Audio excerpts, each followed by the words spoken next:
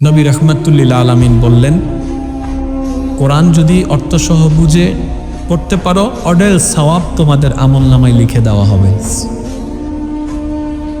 এবার উম্মত বলে, ইয়া রাসূলুল্লাহ, আমরা তো সবাই মাদ্রাসায় পড়তে পারবো না, তাহলে কি আমরা সওয়াব থেকে বঞ্চিত হয়ে যাব? নবী রাহমাতুল্লিল আলামিন বলেন, যদি অর্থসহ পড়তে না পারো, যদি এটা ভালো না পারলে কোরআন শরীফ পড়লেও তুমি সওয়াব পেয়ে যাবা। সুবহান। এবার সবাই তো পড়তে জানে না, তাহলে যে পড়তে জানে না সে সওয়াব থেকে বঞ্চিত হয়ে যাবে। এবারে নবী রাহমাতুল্লিল আলামিন বলে, কোরআনুল কারীম শুনলেও সওয়াব। এবার বলেন, সবাই তো পড়তে পারে না, যে পড়তে পারে না তার কানও একটু বয়রা হয়, কানে তেমন শুনে না, সে তো বঞ্চিত হয়ে যাচ্ছে। নবী রাহমাতুল্লিল আলামিন বলেন, কোরআনুল কারীম দেখলেও সওয়াব হয়ে যাবে। সুবহান। তাহলে আপনি একটু ভাবেন, কাউকে কিন্তু বাদ দেওয়া হয় নাই। যে পজিশনেই থাকুক না কেন, সওয়াব অর্জন করা অন্য যুগের নবীর উম্মতের জন্য ঠিক যতটা কঠিন, নেকি অর্জন করা আমাদের জন্য ঠিক ততটাই সহজ। বিশ্বাস করেন ভাই, শুধু একটু ইচ্ছা শক্তি যথেষ্ট, আপনার একটু সৎ ইচ্ছাই যথেষ্ট। আজকে আপনি শুধু একটা ওয়াদা করেন, আমি আজকে নামাজ পড়বই। একটা ওয়াদা নিজের সাথে করেন, কাউকে শুনাইতে হবে না। নিজের সাথে ওয়াদা করেন, এই মুহূর্তে আমি নামাজ পড়ব, দেখি কে বাঁধা দেয়। দেখবেন আপনি করে ফেলতে পেরেছেন, নামাজ আদায় করতে পেরেছেন। আপনি একবার ইচ্ছা তো করে দেখেন। আমরা ভুলটা করি কোথায় জানেন? আমাদের এখানে আমি একটা কথা বলি, আচ্ছা মাঝে মধ্যে আপনাদের সাথে এমন হয় কিনা একটু খেয়াল করে দেখেন তো, যে আজকে থেকে সব বাদ, নামাজ শুরু করে দিব কালকে থেকে, এক সপ্তাহ বাদ দিব না, ফজর থেকে শুরু করব। এরকমটা হয় মাঝে মধ্যে? হয়। হইলে একটু আওয়াজ দেন, না হলে না বলেন। হয়? আচ্ছা, এটা কার হয়? আপনার হয়, আমার হয়। আমি না সে বাদ পার যে শুক্রবারে শুধু 2 রাকাত নামাজ পড়ে বের হয়ে আসি। আমার মধ্যে এই অনুভূতিটা হঠাৎ আসলো কিভাবে?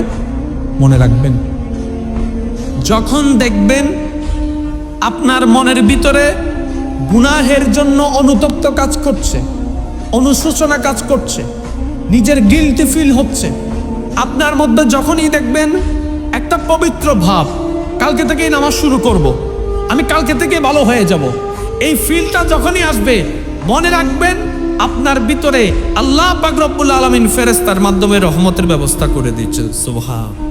আল্লাহ আপনাকে ডাকছেন, আল্লাহ আপনাকে আপনার আল্লাহর দিকে ডাকছেন, আল্লাহ পাক রব্বুল আলামিন আপনাকে বারবার ফিরে আসার জন্য ইঙ্গিত দিচ্ছেন। কিন্তু আফসোস, ওই নিয়ামতটা আমরা ধরে রাখতে জানি না বলে আবার হারাই যায়। একটা কথা মনে রাখবেন, কালকে থেকে নয়, যদি পরিবর্তন করতে চান নিজেকে, শব্দটা কালকে থেকে হবে না, আজকে থেকে, এখন থেকে। এবার সেই এখনটা যদি হয় গভীর রাত, এশা পড়া শুরু করে দিবেন। সুবহানাল্লাহ বলবেন না? আর একটু জোরে বলবেন না? কিচ্ছু থাক না থাক, অন্তত যাই নামাজ বিছাই বসে যাবেন, পারেন কিংবা না পারেন, কোরআনটা হাতে নিয়ে বসে যাবেন। শুরুটা আগামী থেকে নয়, এখন থেকে। আপনি যখন আগামী করেন, শয়তান একটা সুযোগ পেয়ে যায়, আর আমি যখন সেটাকে আগামী বাদ দিয়ে এখন করে ফেলবো, শয়তানে আর সুযোগ পাবে। কারণ আমরা যদি রবকে সন্তুষ্টি করা ছাড়া কবরে যাই, কবরটা আমাদের জন্য জাহান্নাম হয়ে যাবে। আর যদি কোনো রকম রবের সন্তুষ্টি নিয়ে কবরে যেতে পারি, এই অন্ধকার কবর আপনাকে ভয় দেখাতে পারবে না, বরং আপনি যাওয়ার সাথে সাথে আপনার ঈমানের আলো এত প্রখরভাবে প্রজ্বলিত হবে যে আপনার কবরের ঘোর অন্ধকারকেও হার মানিয়ে ফেলবে। পরিবর্তন হবার দরকার আছে না নাই? আর একটু জোরে বলেন, আছে না নাই? আল্লাহ আমাদেরকে বুঝার তৌফিক দান করুক। আর একটু জোরে বলেন, কালকে থেকে নাকি এখন থেকে? শব্দ কি হবে, কালকে থেকে নাকি এখন থেকে? এই কথাটা মনে রাখবেন, কালকে থেকে নয়। জোরে হন না।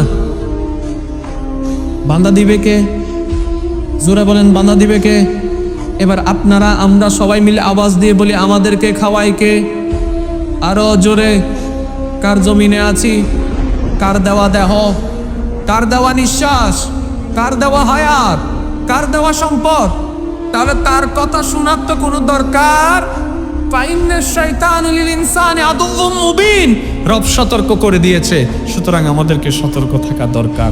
সে যেটাকে বলবে হ্যাঁ আমরা করে দেখাবো, না সে যেটাকে বলবে না আমরা করে দেখাবো হ্যাঁ ইনশাআল্লাহ। আরো জোরে বলেন না ইনশাআল্লাহ, আরেকটু জোরে বলেন ইনশাআল্লাহ। আজকে থেকে আমরা রবের প্রিয় বান্দা হতে চেষ্টা করব তো ইনশাআল্লাহ। ব্যস্ততা আছে, থাকবে, নামাজ যেন বাদ না যায়। জোরে বলেন না রে ভাই, ব্যস্ততা আছে, থাকবে,